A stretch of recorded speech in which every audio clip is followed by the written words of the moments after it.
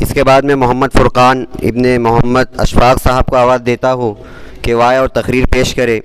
ان کی تقریر کا عنوان ہے قرآن کریم ایک ابدی اور لازوال کتاب ہے۔ یہ حفظ اول کے طالب علم ہیں اور پیپل گاؤں راجا کے رہنے والے ہیں۔ نحمد و نصلی علی رسول الکریم، اما بعد، اعوذ باللہ من الشیطان الرجیم، بسم اللہ الرحمن الرحیم۔ ان ھذا القرآن یہدی للتی ہی اقوم ویبشر المؤمنین الذین یعملون الصالحات ان لهم اجرا کبیرا۔ صدق اللہ العظیم۔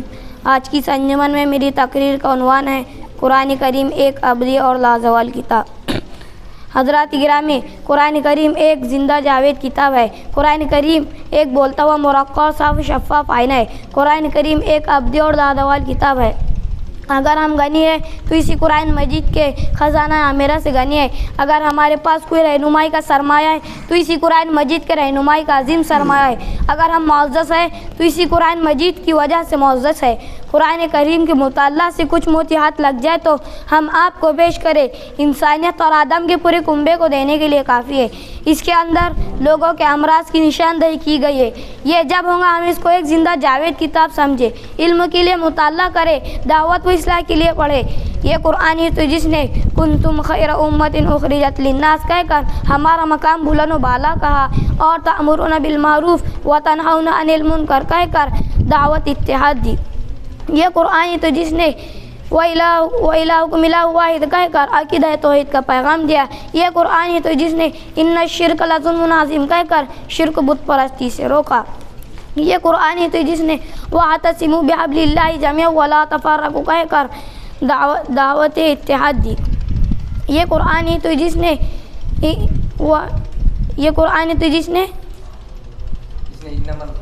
نے انما الخمر والمیسر والانصاب والازلام رجس من عمل الشیطان کہہ کر جوا اور سٹے کو شیطانی عمل قرار دیا۔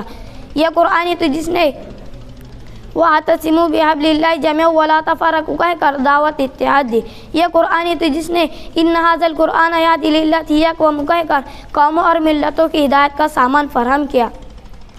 یہ قرآن ہی کا فیضان ہے جس نے عرب کے اکھڑ بدوؤں، کالے حبشیوں، گورے افریقی کو ضلالت و جہالت کے اندھیرے سے نکال کر اجالے میں لا کھڑا کیا، اور توحید، امن و سلامتی کے چشمے صافی سے سیراب کیا، اور بنی نوح انسان کی ہدایت کا سامان فراہم کیا، جن کے بارے میں ارشاد رسول صلی اللہ علیہ وسلم کی مہر ثبت ہوتی ہے، اصحابک النجوم بأیہم اقتدیتم اہتدیتم، میرے صحابہ ستاروں کے مانند میں تم جن کی بھی اتباع کر لو ہدایت پا جاؤ گے۔ لیکن یہ وہ اصحاب رسول صلی اللہ علیہ وسلم ہے جنہوں نے ظلم و جہالت کی آندھیوں سے ٹکر لے کر حق و صداقت کا پرچم عرب و عجم میں لہرا دیا، اور قرآن و حدیث کا پیغام سارے عالم میں پہنچا دیا۔ خود نہ تھے جو راہ پر اوروں کے ہادی بن گئے، کیا نظر تھی جس نے مردوں کا مسیحا کر دیا، مردوں کو مسیحا کر دیا۔ لیکن یہ وہ قرآن ہے جس نے اس کی دعوت کا انکار کیا اور طغیانی اور سرکشی اختیار کی، عمل سے بیگانہ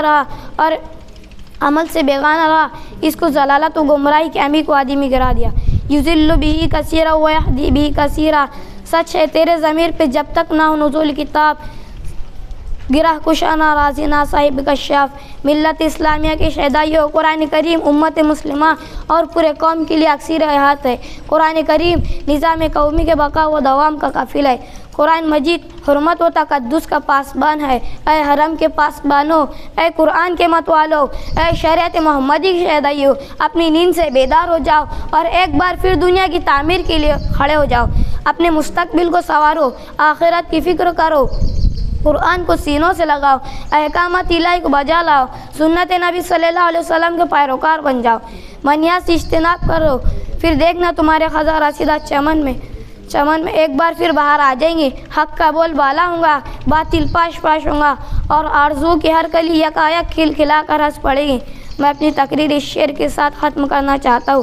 یہ سحر جو کبھی فردا ہے کبھی امروز، یہ سحر جو کبھی فردا ہے کبھی امروز، نہیں معلوم ہوتی ہے کہاں سے پیدا وہ سحر جس سے لرزتا ہے شبستان وجود، ہوتی ہے بندہ مومن کے اعضاء سے پیدا۔ وما علینا الا البلاغ وآخر دعوانا ان